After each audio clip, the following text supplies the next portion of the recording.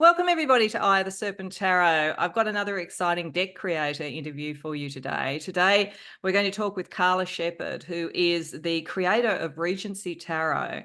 And she has a Kickstarter live at the moment with not one, not two, not three, but 4 decks all at once, which is very exciting for someone like me. So I'm really thrilled about that. And the decks are really gorgeous. There is a tarot deck called the Elemental Crown Tarot deck. There is an accompanying oracle called the Elemental Echoes Oracle deck. Sorry, there is a Karmic Law Oracle deck, and there is a Hellbound deck, which is very interesting as well. So, Karla very graciously agreed to come and be interviewed and tell us a little bit about that and herself and her spiritual and artistic journey. So, welcome, Karla, to the channel. All right. Helen, I just want to start by thanking you for allowing me to come to your platform to speak and to share my story. I'm actually a really big fan of yours. I Oh, really thank you. love Eye of the Serpent Tarot, and I hope or aspire to one day have the same sort of grace and intellect in Oh, terms of wow. my deliverance of messages to people. So Oh, thank you. that is so kind. Thank you. That is really lovely. So you are a reader and an intuitive, and you're also now, as I say, the creator of Regency Tarot. So is that sort of like a kind of indie publishing house, effectively, that you've put together for this? You know, is that what Regency Tarot is as Yeah, such?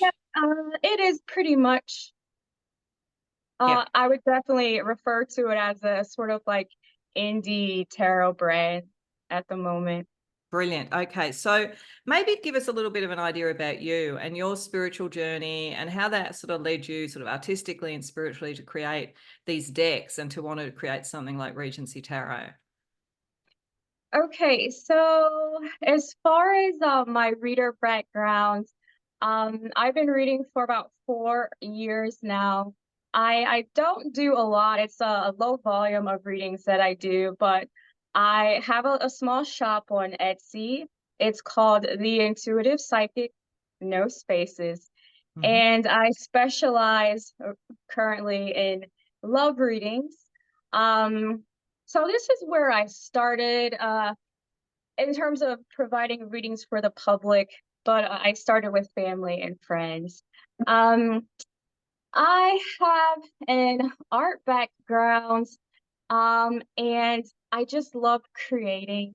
And I've been trying to create this my first tarot deck for at least a couple of decades. And I'll Wow. get to that more later. But to like thoroughly introduce myself, I'm going to sort of go through my educational background, Mhm. my family background, a couple of spiritual experiences that I had, Ooh. my divinatory preferences, my initial tarot creation attempts, my current spirituality, and the energies that I was channeling for the tetralogy. Wonderful. So to start with my education and work, I have an undergraduate degree in art. Mhm. So I just love creating things. It's just an impulse, it's a drive that I have. Also, my father was always encouraging me to always have creative outlets. Actually, my mother as well. So, especially if I'm feeling intense things, I will always go towards art. Uh-huh. Writing, painting, digital art as an outlet of these energies. Um, it was very difficult to get a job in the fine arts field, so I Yes. went back to university and I acquired a master's in linguistics, All right. Okay. English linguistics, and ESL. So after that, I thought it would be a good idea to get a job in Saudi Arabia as my first Wow. English teacher. I was Yeah. like, oh, it'll be an adventure, and I Mhm. couldn't have Googled enough to actually understand what would be in store for me. So I lived there for 2 years and taught at an all-female university in Qasim, one of the most conservative areas Oh, of wow. Saudi Arabia. Wow. Um, they still had the mutawa. I believe that's what you call it, the spiritual police. Mhm. religious police rather, and they would go around and make sure everyone was in line. I had to wear a full abaya, the black dress, the Wow. niqab, the face covering, Hmm. and the veil when going out in public. And I mean, there's so much I could talk about. I thought I was going to lose my life multiple Oh times. my goodness. Oh Wow. yeah, oh yeah. But I was never really fearful. Because I think the artist in me and the spiritual person in me was just seeing every little thing as a different experience Hmm. and just taking it as it came. So I've been in Korea now for about 5 years. This will be my last year in Korea. And now I want to talk a little bit about how my family has influenced Yeah. who I am. So my mother she had me when she was about 35 years old. So there was a big kind of age difference, and that Hmm. affected the dynamics that we have. She's staunchly religious, like Okay. very by the book. Hmm. Um, she was born and raised in the North, but when we moved to the South, she like became a Southerner. So we Hmm. would go to Southern Baptist Oh churches. my goodness. These Wow. are the churches where people Yeah. get the Holy Spirit and they Uh-huh. like start like screaming and shouting. We used to like kind of hate it when we were kids because it was just too much. Hmm. But I think that everyone should experience a Black Southern Baptist church if they can in their lives. So my father is more of an Afro spiritualist, I might Hmm. say. He used to bring me books by this controversial spiritual leader named Malachi York. Uh-huh. Malachi York had a compound at one time, Oh an my goodness. armed Wow. compound in Edenton, Georgia, that I actually went to with my dad, and it had like this sort of layer of Egyptian spirituality, architecture. There was like some tone, like some hum you could hear like Uh-huh. coming through the speakers. Um, but this spiritual leader, Malachi York, he had this book, has it. It's called the Holy Tablets. Hmm. It has this scientist in it, and he's apparently he created these different races, including like the white race. Hmm. And as a kid looking at this book, it was fascinating to me because the beings were humanoid.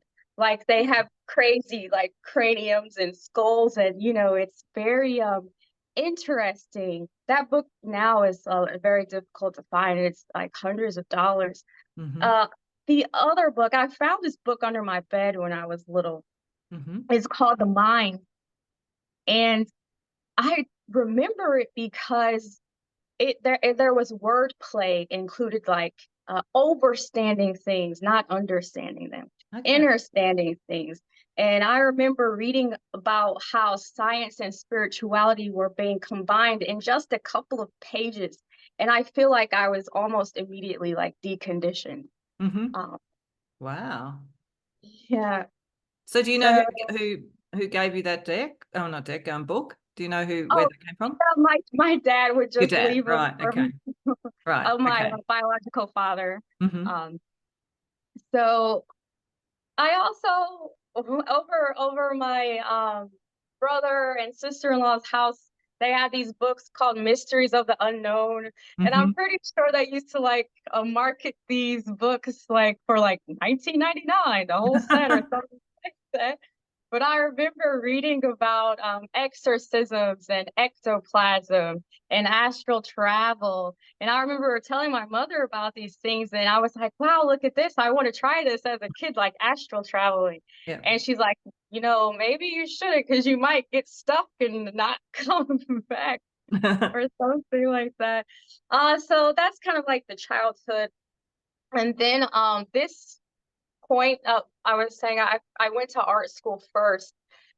And in some of my art history classes, this was the first time that I was meeting atheistic educators, and that I wasn't prepared for because I was raised in a rural area, and it just never dawned, I just didn't know. And so that was kind of a little bit traumatizing for me because I didn't have a frame of reference or any place to sort of rationalize what I was experiencing. So this is when I kind of started to fall because, as an authority figure,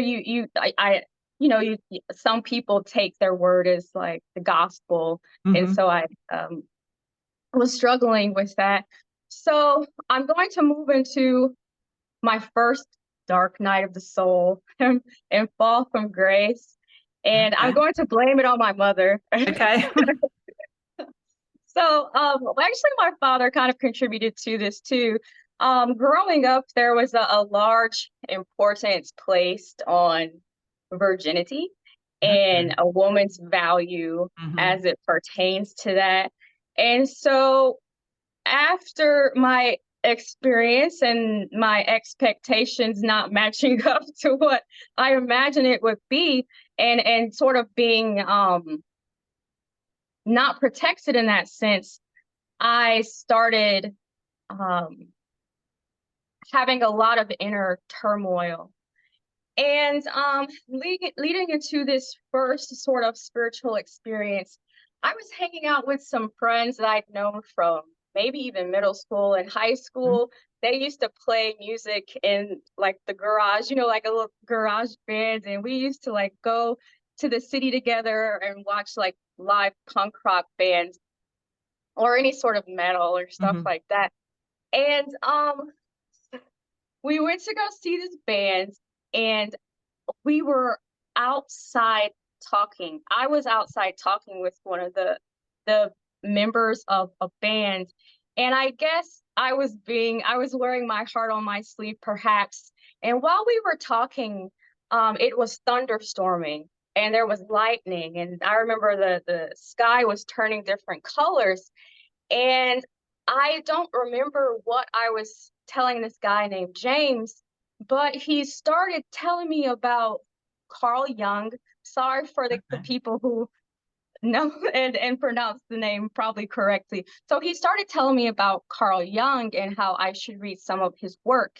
Hmm. And so I did. I got a book and I actually used it in a way that my mother taught me, which is like an intuitive thing. Hmm. She's like, sometimes you can just take the Bible and open it up and just get your message. And because, I was like maybe 20 or so, and I have this book of Carl Jung that I have no idea what to do with it, I just opened it up. And on that page, it talked about dementia praecox. I'm sorry if I pronounced that wrong, but it's about the splitting of the mind. Okay. And I was like, wow, if I don't get my act together, I'm going to have a fragmented mind or something like that. So in that moment, I kind of willed myself to heal from my inner conflicts. And so I had just gone through this, and at the time I was working in a mall in a jewelry store, and I was just pondering, just thinking about the whole situation. And it started thunderstorming, Oh, okay. Like a synchronicity. right? And so I was like, okay, I'm going to go look for some gold charms so that I can wear them as a symbolic remembrance of overcoming this thing. And I forgot to say that this guy named James, he mentioned two sort of archetypal figures. One was a snake and one was a deer. Now, I can't remember exactly what, but it probably has something to do with transformation. Yep. Snakewood, yeah. So So that's what I went to go look for. And Hmm. I'm looking in this jewelry case and I feel a drop of water on my hand. And I'm like, wow, that's weird. And then I look back at the jewelry case and there's this puddle of water forming on top of the glass. And I'm like, wow, this is crazy. And the second spiritual experience actually happened around the same frame of time. And it looks something like this. So I was riding the subway, and behind me, someone was singing some hymnal, some sort of Negro spiritual sounding song. It was beautiful. It was so beautiful, in fact, that I thought that it was someone playing music on their phone out loud. I didn't realize that it was the person behind me until they picked up the volume. And I was like, oh, this is nice, a little weird, but nice.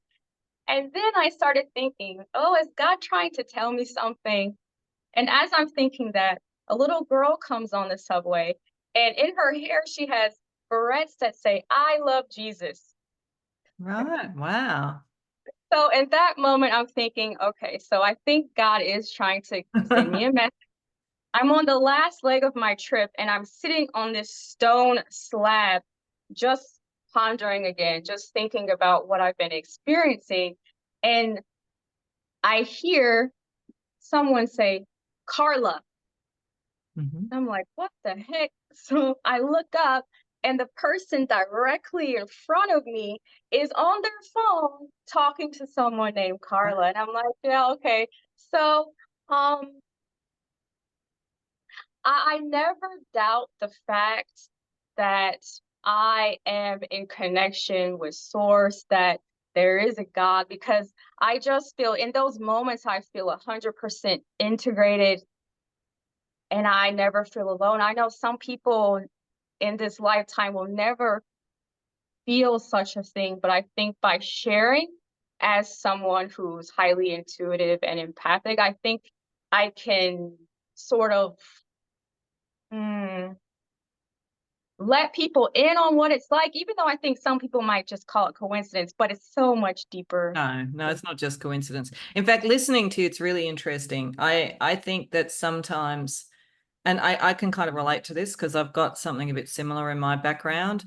I think sometimes you're sort of born into the right family and you go to the right places at various times, and it is like it's directed by its source. It is like you're actually meant to be exposed to certain things that other people don't get exposed to sort of early. And it sounds like that's what happened with you. And that then it meant that you could see things. Like it's not coincidence, it's actually being able to see the things and understand it because you have that frame of reference. Does that make sense to you, what I'm saying? So yeah, I can really relate to that. So that, and I think it's because ultimately you're meant to do something with this, which is a perfect sort of segue to the fact that you're creating your own decks and so forth. So I don't want to jump ahead if you weren't there yet, but I can sort of see how that background leads a creative artistic person to wanting to express in that way. Certainly. Well, there are a few more points that I would like to make. Yeah, of Um, course. I love antiques, and when it comes to the divinatory tools, I used to just search on the internet for Mhm. like Ouija boards and pendulums, especially the old ones, because I feel like they have more of uh, a more of a force, and an older force, Mhm. because it's an older object. So moving on to my first set of tarot cards, I first tried attempt to make a tarot deck when I was maybe around 19 or 20. Wow. I had found an art history book that was being sold for really cheap, and I love Renaissance artwork.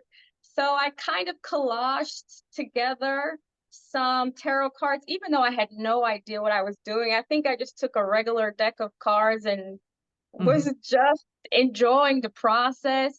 So that was kind of the kind of the first attempt. Um,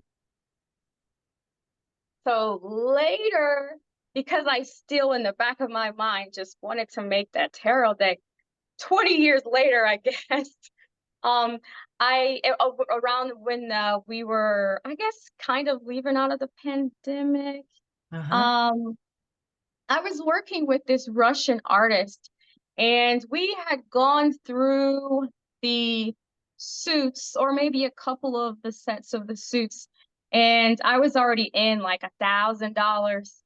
And then the war in Ukraine broke Mm, out, yeah. and they got deplatformed, which I was shocked about, that they would just do that and let, you know, the average innocent person Mm, suffer along with everyone else.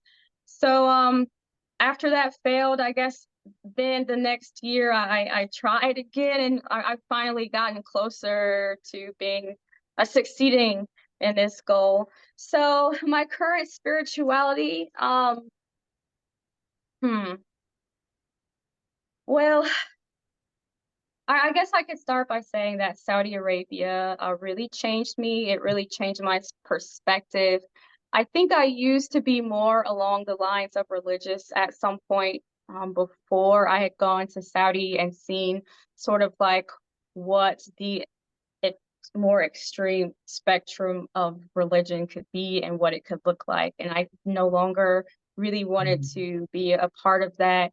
Um, in terms of Christianity and Jesus, I have a deep gratitude and appreciation for Jesus. However, um, being a female, being a Black female, mm-hmm. I know exactly what the scapegoat role is, and I desperately want to try to remove myself from this sacrificial Mm, paradigm. Um, I use the Bible intuitively nowadays. Not a lot, but I've gone so far as to sort of dismantle a Bible so that I can use it one day eventually as part of readings to sort of balance like the masculine mm-hmm. patriarchal energy with the more intuitive insights. So the tetralogy from the spiritual standpoint is about spiritual warfare. It's about energy harvesters trapped in karmic realms. It's about uh, fighting a particular entity. This entity is like high ranked. It's this sort of dark spiritualist Mm-hmm. who is working with other spiritualists. So like a dark priest, like a cult leader sort of energy. They they like to sabotage things. They Mm-hmm. thrive on destruction and chaos. And that's where I will end.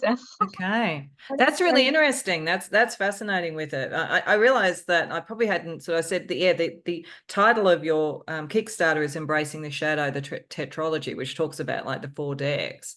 And as I say, it goes over quite a range of decks. That's fascinating to hear. It's got a spiritual warfare connection. I find it really interesting. I was drawn and found your your decks therefore, because I feel that is becoming a real thing, and I think that is really kicking in, particularly over the next few years. It's very interesting that there's that side to it.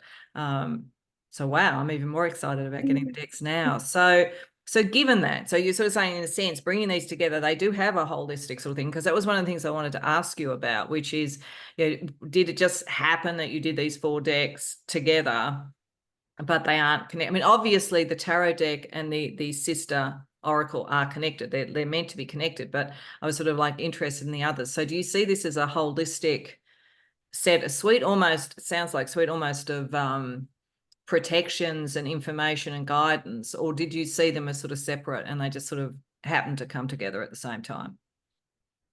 I think they were meant to come together ultimately. I think in my subconscious mind, I mean, I think everything is in some way connected to one or the other if we just seek to Yeah. find it. But so as I was saying, the tarot deck was a long time in the making, Mm. and then the oracle deck just kind of went with it as like a sister component. And as I was making it, I was dealing with all of this spiritual warfare. And then it just kind of made sense to me from a creative standpoint and from a spiritual standpoint, because I was trying to alchemize all of these things that I was Mhm. feeling into something new, positive, and healing and productive. So that's when the Karmic Law Oracle deck and the Mhm. Hellbound Oracle deck came into being. So where The elemental crown is representing human beings' needs, wants, desires, and emotions, and sort of universal forces. The elemental echoes oracle deck is representing sort of the elemental properties of the things around us on this Mhm. planet that we need to sort of keep in balance and keep in harmony. The karmic law oracle deck is sort of like the rules or the laws that are governing the system. Mhm. And then the hellbound oracle deck is sort of the state of existence that comes about when one cannot exist in harmony Yep. with the elements and other people and the universe. Yeah. And like one of the things I found really interesting about the Hellbound one was that I think it's on the back of it, you have the Archangel Michael as a kind of protective energy when you're looking at that. It was one of the things that really drew me to it, because I do think one has to be careful with that kind of energy. Like, I accept that any of those sort of energies can be reflections of our own shadow, and as you say, if we're out of balance, they can sort of become quite dominant. But it is really good to have that protective element, and I was really drawn to the fact that you thought that through and put that in. And I'm particularly interested now, as you say, that there's a kind of a spiritual warfare sort of concept within all of this. So I can see a sort of through line. I think one of the things that people need to know is how beautiful these decks are, because they are gorgeous. I don't know, do you have some copies of them? Could you actually hold up some of the cards at all for people to see? Yeah, I will have sure. a link to your Kickstarter in the description box so people can go and have a look at it there. But just now, if you can show some examples, that would be lovely. Okay. Well, please, let's start with the keys. So Hmm. these are two of the keys. Um, these will allow you to access the guidebooks. Okay. Okay. And um, I want to show the knights from the tarot deck. Hmm.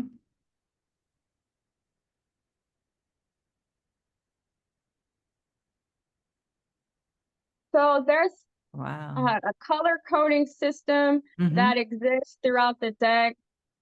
This is the color coding for the swords. This is the color coding for the pentacles and for the cups and for the wands. Yeah, they're beautiful.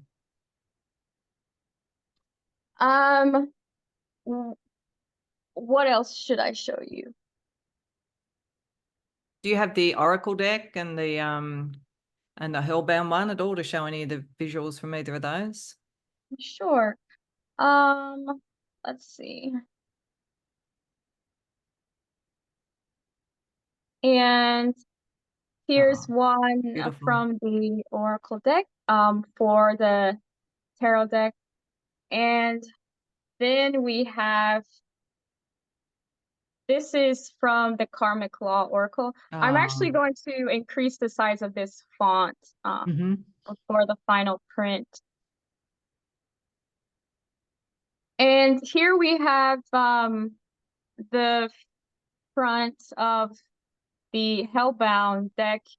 Um, I'm also going to include the title of the demon and the Hmm. rulership of the demon in the Hmm. final manifestation of Brilliant. the. And at the other side, that was Archangel Michael, if anybody was asking. So yes, I wanted people to see, because they are very beautiful. And I mean, I'm really drawn to beautiful texts. That's the other thing.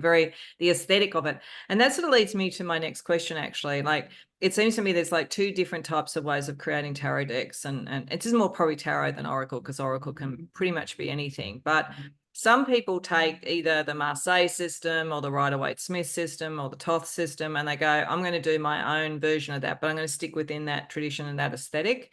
And then others will go, no, I'm actually wanting to revision it. And it sounds like you took a very strong elemental energy to this, but did you feel ultimately otherwise it sort of fitted in with one of those traditions, or was it more that you were looking for your own aesthetic? For this particular deck, um, It's pretty close to the Rider Waite. Hmm. However, I did take some artistic liberties on a handful of the cards to make a sort of point. Uh, so I guess we can start with the High Priestess. Hmm. Here, Oh, she's this wow. Yeah, she's great. android Yep. robot. Uh, the High Priestess is going to represent sort of secrets, sort of intuition and subconscious thought as we progress through this AI Hmm. revolution. I wonder what it will do to humanity because I firmly believe that some people are going to prefer their AI Yep. partners. They're going to prefer to exist in a virtual world because just the way that humans can be and the way that Mm. the world can be. And I think the divide between the awakened and the unawakened will become much more stark. Hmm. And only the strong-willed will survive. Oh, yeah, it's going to be very interesting. I have this feeling, and it's just a feeling that AI won't turn out to be quite what those who want to use it to control us think either. Like I think it's going to be for some a kind of connection and portal to spiritual energies. And but for others, as you say, they may just kind of use it as an escapist thing to get outside of difficult circumstances, live in a virtual world. So it's probably going to be a range of things, but it's such an interesting time in history to be alive, really. And the other one of the other ones that I'm just going to Oh, show oh, I love here. it. Yeah. Here's the world. I put this here because, as you know, I do deal with, via my 3D identity, deal with a lot of agents of the devil. Hmm. Hmm. So this sort of just represents how um this serpent sort of um embodies our planet and our consciousnesses. It's about how we are given a choice, you know, sort of like from the story of the Garden of Eden. We're given a choice to learn about good and evil. We are given a choice to be awakened or unawakened. Hmm. However, the price that we pay is having to go through a dark night of the soul. And if we can go through the dark night of the soul, know what it is to suffer, and come out on the other side enlightened, then we can come to know God. I wouldn't say be like God, that's kind of a stretch, but No, no, I agree with you. I think that's a bit of a stretch, but it's interesting because yeah, the serpent is such a ambivalent symbol because it sometimes can be dark, but other times it's about gnosis, it's about wisdom, it's about enlightenment. So it depends on what particular energy you're connecting to. So yeah, I like that. I mean, obviously, I've got a channel called Eye of the Serpent. So the I'm on the side of the serpent that's the helpful serpent, obviously. wisdom, right? Yeah, The yeah. wisdom. Yeah, the energy. If you don't make the right choices, it can consume. Mm. Um, okay. Where was I? Okay, so what else? I think that was all I wanted to show. That's Um, okay. yeah, I think that's all I wanted to show. So, so when people have one or more of these decks, and as I say, I'm going to get all of them because I want the whole set. But like you in the Kickstarter, you can get whatever combinations you want. What are you sort of hoping this will bring to the practice of readers? And what is it, having these decks of your own brought to your practice? Well, I haven't started using them Hmm. regularly. Hmm. So I can't really say. Um, if I use them in my practice, I'm going to have to get out of love readings. Hmm. Um, I think I can do more healing and trauma. I think that's what these would be really good for. Life path stuff Yeah. in terms of blockages and karmic energies. Um, I just hope Source sees that I'm trying.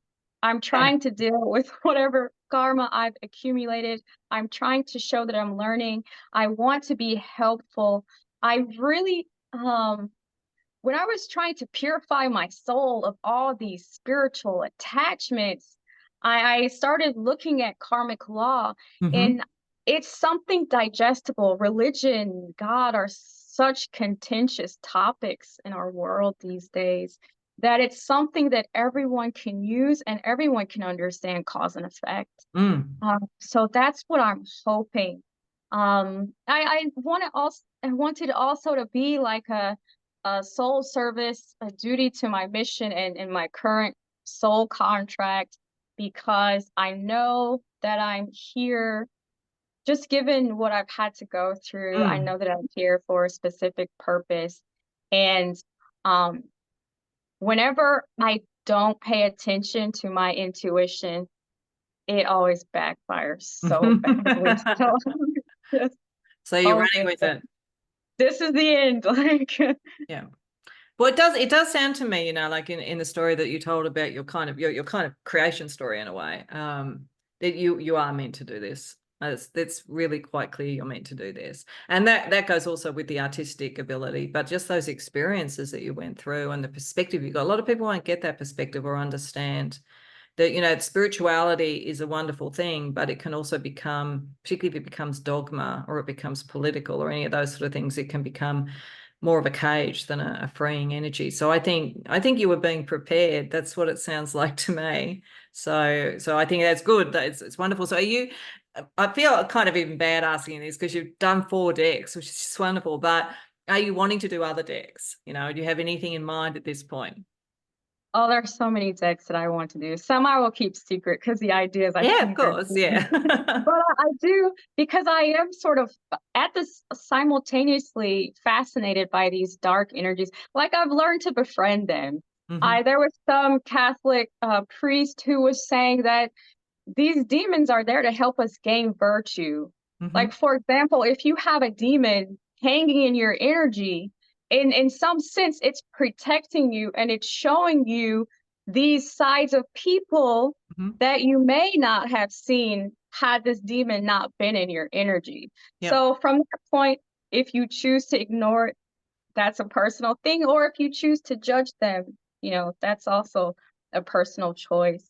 I'm looking into some more Asian cosmology. It could have come from India, it could have come from China, Hmm. who knows?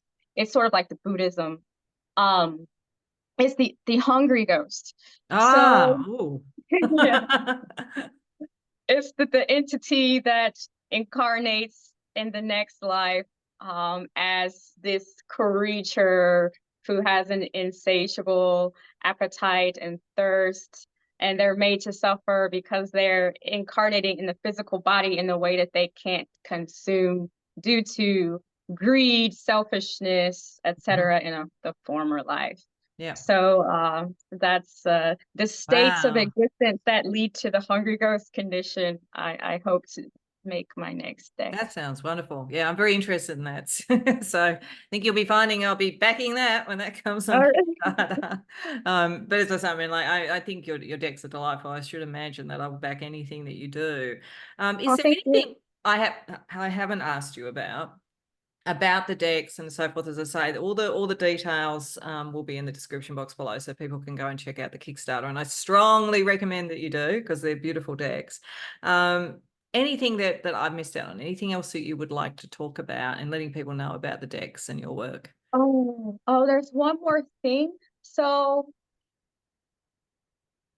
I wanted to incorporate more of my personal Mm-hmm. experiences into the tetralogy. So I was finding out some new things as I was working on it. And it's the concept, all of these concepts were in addition to the elemental Right. Yep. aspects. Mm-hmm. So I added soul contract because Mm-hmm. that's something I started learning about. I added sort of like blocked energy, just things that I think people would find useful. I added spell work, which Uh-huh. is we're sort of like coming out of the age of reason back into more Into magic. Yeah. spell. um karmic energies, Mm-hmm. um, Awakened Soul, Mm-hmm. and Bloodline. Ah, So these okay. are some things that I ended up adding to the Elemental Echoes Oracle deck because I was experiencing them and I wanted other people who might not know what's going on with them to be able to incorporate these energies Mm-hmm. into their quest for understanding. Brilliant. All of those sort of things are great. I do quite a lot of like spirit path readings and things like that in my private practice, and I do those sort of topics as well on my YouTube channel. In fact, I'm going to do a series that's about. I have a sense of like soul activations coming through this year, so all of those sorts of details and those sort of cards are very useful for that kind of thing. I think it really gets to the core of that sort of stuff and introduces people to some different concepts. So that's wonderful. So as I say, I mean, I really hope people go and back the decks. I'm really looking forward to getting them and including them in my practice. And I really want to thank you for your time today because I think this has been great to give people a sense of the person behind this stuff. And of pretty much anyone I've interviewed so far, that background that you have, it just sounds like you were guided to do this. Like it really sounds like something like your soul team or whatever were moving you into positions to sort of see things quite young, quite young. You've got a lot of wisdom for someone. I know I can say that because I'm old. So you're wise for a young person without wanting to seem patronizing. So it's wonderful. It's been a delight. So you mentioned your other sort of contacts, but I will put those in the description box below. So yeah, if there's anything else you want to say about where people can find you, let us know now. But as I say, I will put it in the description box as well. I'm still developing my website. So I would really like it if people could just join the mailing list so I can keep people informed about what I'm doing and preparing. And I'd like to offer my initial sort of prototype decks to your subscribers. If Mhm. I get about 20 subscribers, then I would love to do a drawing for these decks that I could mail out after the Kickstarter is Oh, over. okay. Wonderful. Okay. So we might need to sort of like talk a little bit offline about how that might work, or is it something that will come to you, to your social media, and then but it's people who can say it came from Eye of the Serpent. Is that what you're Either meaning? or would be Okay. fine with me. We can Okay. discuss it after. Okay, we'll work it out and it'll be in the description box everywhere. So there you go. You can get your hands on it. But equally, like go and support the Kickstarter too, so that we can see this being born into the world. So thank you again, Karla. That's been a delight. Really, really enjoyed the conversation and learning more about. I'm even more excited about the decks now, and I'm pretty I excited. really appreciate the opportunity. I really do, and I'm so happy to have met you. And I hope that we can stay in touch. Oh, absolutely. Would be wonderful. Okay, so I'm going to just say goodbye now, but we'll sort of stay online to have a bit of a chat. So thank you everybody for watching. I hope you enjoyed. Bye-bye.